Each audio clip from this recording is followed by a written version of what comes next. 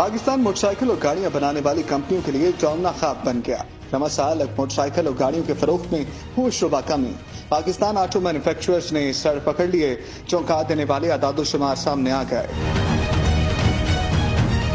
मुल्क भर में महंगाई में इजाफे के बाद पेट्रोल की आसमान से छूती कीमतें और महंगी बैंक फाइनेंसिंग के बायस गाड़ियों की फरोख्त में 50% तक कमी हो गई है। पाकिस्तान ऑटो मैन्युफैक्चरर्स एसोसिएशन के मुताबिक रवा माली साल के पहले 5 माह में 25,000 गाड़ियां फरोख्त हुई, जबकि गुज़श्ता साल इस अरसे में 55,000 गाड़ियां फरोख्त हुई थी। जहां गाड़ियां आवाम की पहुंच से दूर हुई हैं, तो वहीं आवाम में सस्ती सवारी मोटरसाइकिल खरीदने की सकत भी बाकी नहीं रही। मुल्क में मोटरसाइकिल और रिक्शों की फरोख्त में भी 12% कमी रिकॉर्ड की गई है। पाकिस्तान ऑटोमोबाइल मैन्युफैक्चरिंग एसोसिएशन के आदादोशुमार के मुताबिक जुलाई से नवंबर 2023 की मुद्दत में मुल्क में मोटरसाइकिलों और रिक्शों के तकरीबन 4 लाख